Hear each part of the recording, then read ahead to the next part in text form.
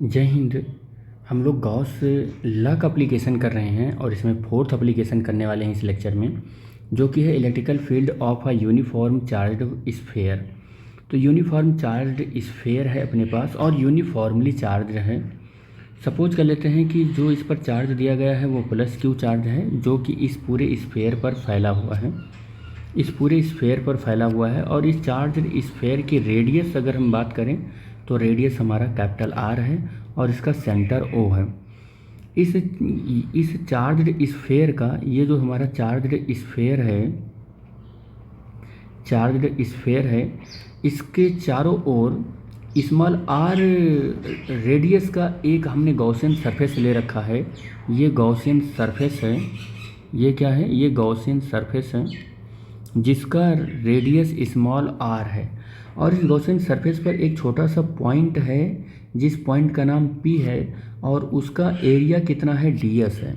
और अगर मैं उस एरिया का एरिया वेक्टर ड्रॉ करूं तो एरिया वेक्टर को अगर मैं यूनिट वेक्टर n से रिप्रेजेंट करूं तो ये एरिया वेक्टर है।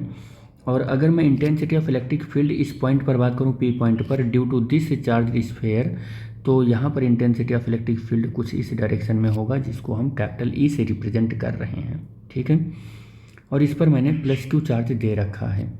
यहाँ पर अगर मैं बात करूँ कि इस चार्ज स्फेयर की वजह से इस पूरे गॉसियन सरफेस से पास होने वाला इलेक्ट्रिक फ्लक्स कितना है, तो इसका इलेक्ट्रिक फ्लक्स आप कैलकुलेट करोगे, phi is equal to integration of the closed surface और इंटेंसिटी ऑफ इलेक्ट्रिक फील्ड और unit vector n into D S से। और नेक्स्ट स्टेप में intensity of electric field over the surface of the sphere which is given the plus Q charge, और E intensity of ई, और यहाँ से हो जाएगा डी एस और कॉस, यहाँ से वेक्टर हटा दो क्योंकि हमने ए डॉट बी से इसको ओपन कर लिया है, कॉस थीटा हो जाएगा।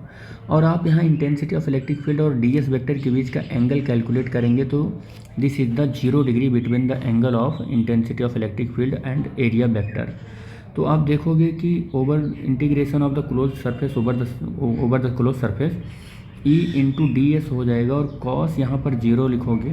और आपको पता है कि कॉस 0 की जो वैल्यू होती है वो 1 होती है, तो यहाँ पर आपको integration of the closed surface E into D S हो जाएगा, कॉस 0 की वैल्यू 1 हो जाएगी।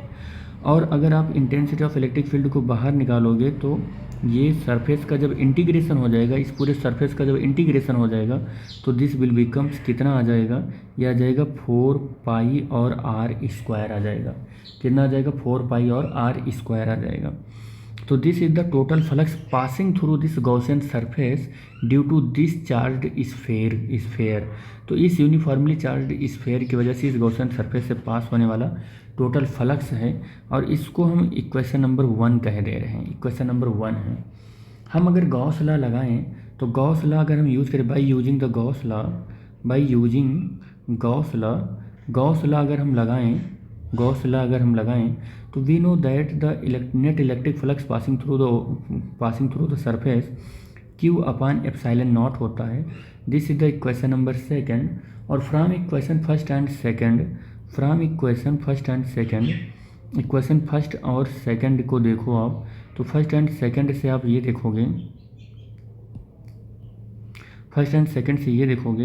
कि E 4 pi R square is equal to Q upon epsilon not, और E is equal to 1 upon 4 pi epsilon not और क्यू अपान आर स्क्वायर हो जाएगा। This is the intensity of electric field at a point P, ये point P due to this charged spherical shell. तो this is the intensity of electric field. इस intensity of electric field को हम क्या बोल दे रहे हैं, E0 बोल दे रहे हैं। क्या बोल दे रहे हैं, E0 बोल दे रहे हैं। और this formula is the same for which would have been for the point charge Q. जो ये फार्मूला वही है जो पॉइंट चार्ज के लिए फार्मूला मिलता है, वही है। तो हम इसके लिए ऐसा लिख सकते हैं कि E not 1/4 pi epsilon not Q upon R square is equal to, हमें लिख सकते हैं, क्या लिख सकते हैं कि electric field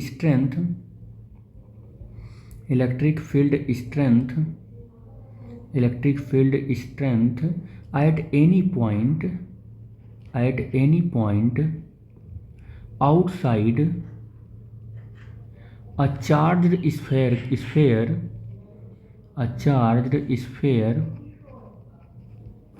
is the same as किसके आता है, पॉइंट चार्ज स्फेयर के बिल्कुल बराबर आता है।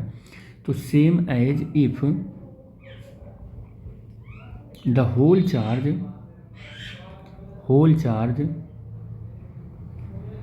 वर concentrated at the centre, were concentrated at the centre. ऐसा लग रहा है कि ये वही फार्मूला है जो पॉइंट चार्ज का फार्मूला है। तो ऐसा लग रहा है इस फार्मूले को देखकर कि ये पूरा का पूरा चार्ज इस स्फेयर पर ना देकर, जैसा कि पूरा का पूरा चार्ज इस सेंटर पर कैसा है, कॉन्सेंट्रेटेड है। ठीक है, अब आपको बता दें कि इसमें हमने आउटसाइड पर पॉइंट पर intensity of electric field calculate की है। अब हम दूसरा केस लगाकर हम इसके सरफेस पर कैलकुलेट कर सकते हैं। तो केस नंबर 2 अगर मैं लगाऊं तो केस नंबर 2 क्या हो जाएगा, when point lies on the surface, कहाँ पर है, सरफेस पर है। तो जब अगर सरफेस पर है वो पॉइंट, ऑब्जर्वेशन पॉइंट P, इसी सरफेस पर है ऑब्जर्वेशन पॉइंट P, तो और इसका सेंटर O है और इसकी रेडियस हमने कैपिटल R मान रखी है। तो यहाँ पर एक गॉसियन सरफेस भी यहीं पर है। गॉसियन ये क्या है, ये चार्ज्ड स्फेयर भी है और ये गॉसियन सरफेस भी है, क्योंकि एक ही जगह पर दोनों हैं, गॉसियन सरफेस भी है। तो हम ये मानकर चल रहे हैं कि गॉसियन सरफेस की रेडियस इस चार्ज स्फेयर के रेडियस के बराबर है। अब इंटेंसिटी ऑफ इलेक्ट्रिक फील्ड की आप बात करोगे तो वो भी इसी डायरेक्शन में होगा और यूनिट वेक्टर भी इसी डायरेक्शन में होगा। ठीक है, और इस केस के लिए आपने जो intensity of electric field outside पर निकाला है वो सरफेस पर अगर आप निकालेंगे तो 1/4πε0 क्यू अपान, देखो पहले तो मैं आउटसाइड का लिख दूँ, तो Q/r² जो निकाले हैं ये R कैपिटल R के इक्वल है। और यहाँ पर आपने क्या माना है, यहाँ पर आपने ये माना है कि कैपिटल R जो है वो R के से बड़ा है, जो छोटा है। ठीक है, तो यहाँ पर अब आप इस स्मॉल r की जगह पर कैपिटल R रखेंगे और सरफेस का फार्मूला मिल जाएगा। तब सरफेस का फार्मूला मिल जाएगा 1/4πε0 और Q अपान कैपिटल R लिख लेंगे। क्या लिख लेंगे, Q अपान कैपिटल R का होल स्क्वायर लिख लेंगे। This is the intensity of electric field at the surface of the charged sphere. तो this is the intensity of electric field at the surface of charged sphere। तो charge sphere का आ गया। इसका मैं case number 3 भी लगा सकता हूँ।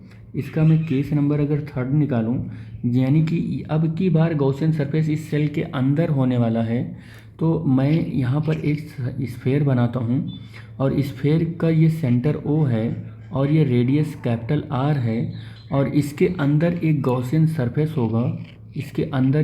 सरफेस होगा, और गॉसियन सरफेस पर एक कोई पॉइंट होगा। उस पॉइंट को हम कह रहे हैं कि वो P है और इसका छोटा सा जो एरिया है वो ds है और इसका ds का डायरेक्शन यूनिट वेक्टर n इस डायरेक्शन में है और इंटेंसिटी ऑफ इलेक्ट्रिक फील्ड भी उसी डायरेक्शन में है। तो हम ये कहेंगे कि थीटा की वैल्यू 0 है। अब इस P पॉइंट पर अगर हम चार्ज की बात करें तो चार्ज की वैल्यू 0 हो गई, क्योंकि सारा का सारा चार्ज क्या हो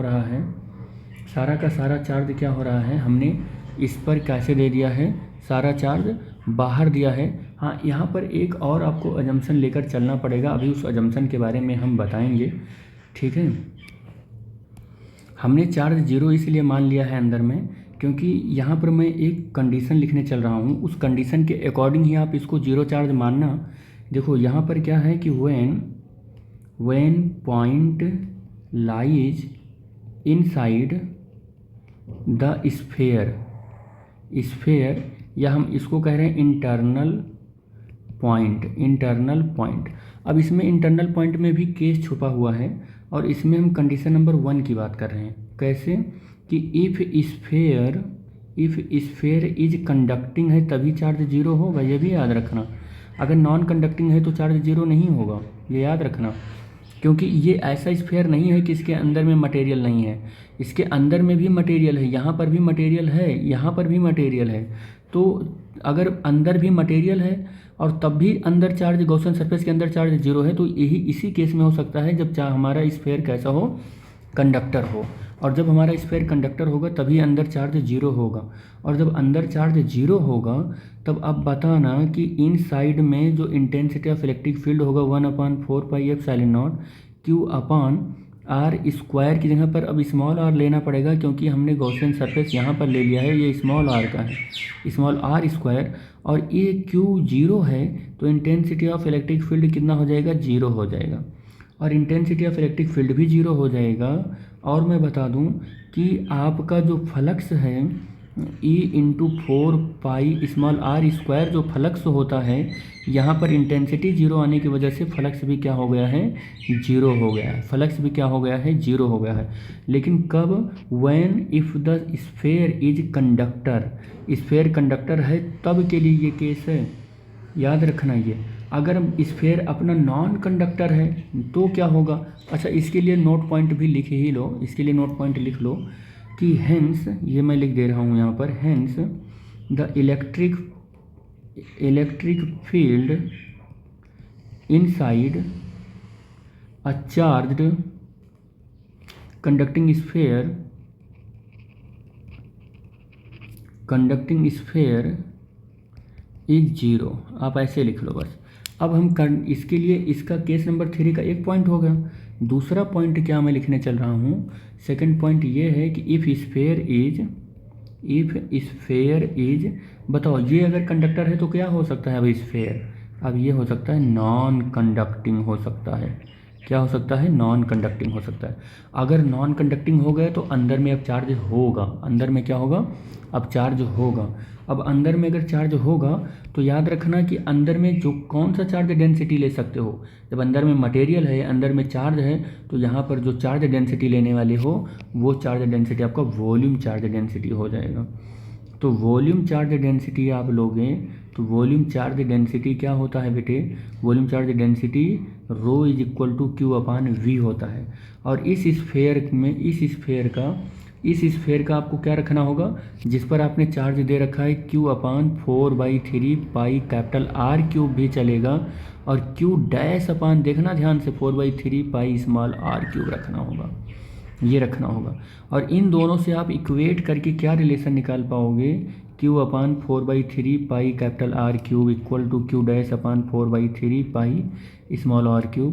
4/3 कैंसिल हो जाएगा और Q'=Q और यहाँ से आएगा r/R और होल पावर 3 आ जाएगा। तो यहाँ से आपको क्या निकल कर मिल गया, Q' चार्ज मिल गया। और वो Q' चार्ज इस गॉसियन सरफेस के अंदर का चार्ज है, बाहर का चार्ज नहीं है। इस गॉसियन सरफेस के अंदर का चार्ज है, क्योंकि गॉस लॉ तो वहीं एप्लीकेबल होता है जो चार्ज इनक्लोज्ड होता है। जैसे मैं ये कह दूं कि ये पूरा चार्ज Q दे रखा है हमने R पर, और इसके अंदर मैंने जो गॉसियन सरफेस ड्रॉ किया उसका रेडियस है r, इसके अंदर का चार्ज Q' है। तो इसके अंदर का ये जो Q' चार्ज है वो ये वैल्यू है, ये वैल्यू है। अब इससे हम ये कैलकुलेट करें कि flux through the Gaussian surface, ये गॉसियन सरफेस है, ये क्या है, गॉसियन सरफेस है, गॉसियन सरफेस है। तो हम यहाँ पर flux through the Gaussian surface अगर निकालें, फ्लक्स थ्रू द गॉसियन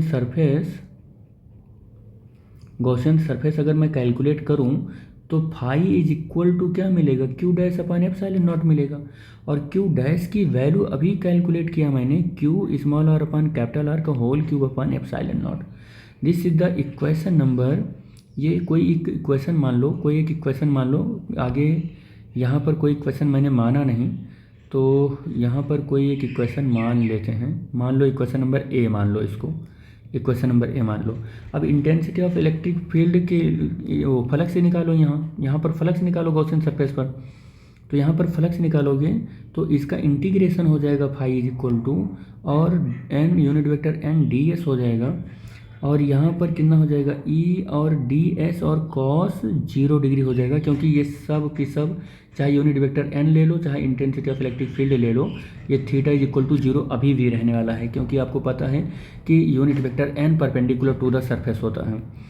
तो ये यहाँ पर क्या हो जाएगा कि E और ds हो जाएगा, और ये E बाहर आ जाएगा, और इसका डिफरेंशिएशन होगा इस पूरे सरफेस का, तो गॉसियन सरफेस का 4 पाई स्मॉल आर स्क्वायर आ जाने वाला है और ये फाई आ जाने वाला है, क्योंकि गॉसियन सरफेस का ही डिफरेंशिएशन होगा तो यही मिलेगा हमको। ठीक है, तो ये क्या हो जाएगा, ये आप ये इक्वेशन नंबर बी हो जाएगा। इक्वेशन नंबर ए और बी को इक्वेट करो, इक्वेशन नंबर ए और बी को इक्वेट करोगे तो क्या मिलने वाला है यहाँ से, या आप यहीं से सीधा क्या करो कि गॉस लॉ लगा के Q dash upon epsilon naught कर दो बस। E capital E is equal to into 4 pi small R square, और ई इक्वल टू क्या मिलने वाला है 1/4 पाई एप्सिलॉन नॉट, और Q dash upon R square मिलने वाला है, Q dash upon R square मिलने वाला है। ये फार्मूला मिलेगा।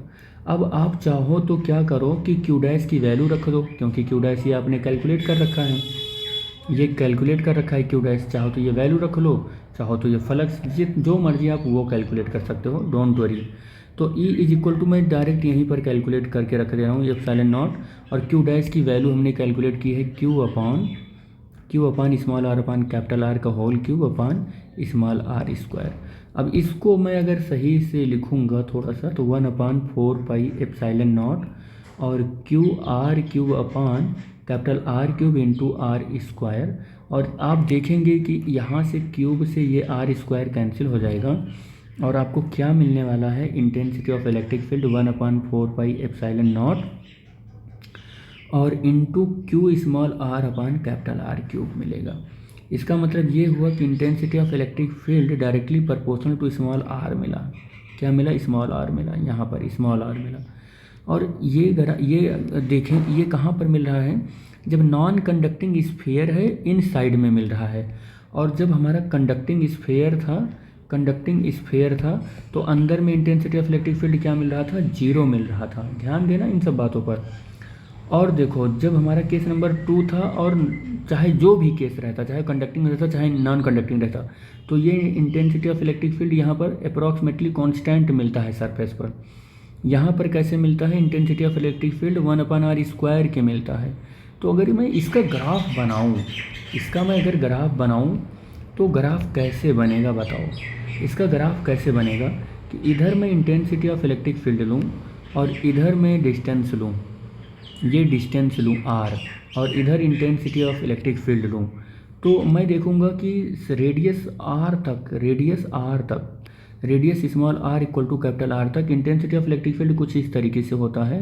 तो इसका ग्राफ कुछ ऐसे जाएगा, लेकिन बाहर हमने देखा था, बाहर 1/r स्क्वायर के तरीके से हो रहा था, यानी कि बहुत तगड़ा यहाँ से स्लोप होने वाला है ऐसे। तो E इज इक्वल टू या प्रोपोर्शनल टू 1/r स्क्वायर। इस केस में R मेरा बड़ा है R से, और यहाँ पर R इक्वल है R से, और इस केस में मेरा R जो है वो छोटा है R से, R छोटा है R से, और E प्रोपोर्शनल है स्मॉल r के। और यहाँ पर E मेरा जो है वो क्या है, कांस्टेंट है। E मेरा क्या है, कांस्टेंट है। E जो है वो कांस्टेंट है। कुछ इस तरीके से इसका ग्राफ मिलने वाला है। ये नॉन कंडक्टिंग के लिए है। अगर मैं कंडक्टर के लिए ड्रॉ करूँ तो क्या ग्राफ मिलेगा, कंडक्टर के लिए अगर ड्रॉ करूँ तो ये ग्राफ कुछ इस तरीके से मिलेगा। याद रखना ग्राफ ये कंडक्टर के लिए, बाहर तो बिल्कुल ये बाहर सरफेस से लेके बाहर तक तो यही ग्राफ मिलेगा,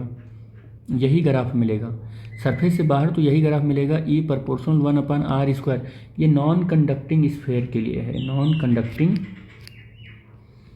कंडक्टिंग स्फीयर के लिए है ये। ठीक है, हम यहाँ पर कंडक्टिंग स्फीयर के लिए ग्राफ ड्रा कर रहे हैं, कंडक्टिंग स्फीयर के लिए। तो कंडक्टिंग स्फीयर के लिए क्या हो जाएगा कि हमारा देखो सेंटर से लेके सरफेस तक इंटेंसिटी ऑफ इलेक्ट्रिक फील्ड क्या थी, 0 थी, सेंटर से यहाँ तक, और उसके बाद सरफेस पे आके कांस्टेंट हुई थी। तो सरफेस पे आके कांस्टेंट हुई थी, तो ये ग्राफ हो जाएगा, यही ग्राफ मिलेगा हमको, ये ग्राफ है। ये किसके लिए है, ये कंडक्टर के लिए है। किसके लिए है ये कंडक्टर के लिए है। ठीक है, इधर इंटेंसिटी ऑफ इलेक्ट्रिक फील्ड होगा और इधर हमारा क्या हो जाएगा, डिस्टेंस होगा। इस केस में R हमारा बड़ा है R से, और इस केस में यहाँ पर R हमारा 0 है इस सेंटर पर, इस पॉइंट पर, और इस रीजन में R इक्वल टू R हो गया है, और यहाँ पर R हमारा छोटा है कैपिटल R से इस रीजन के लिए। तो ये कंडक्टिंग स्फीयर का ग्राफ हो गया और ये नॉन कंडक्टिंग स्फीयर का ग्राफ हो गया। ठीक, इस लेक्चर में बस यहीं तक बेटे। नेक्स्ट लेक्चर में हम लोग गॉस ला का एक नेक्स्ट एप्लीकेशन करेंगे जो कि electric field of an infinity plane sheet of a charge है। तो thanks for watching the video. Thank you बेटा।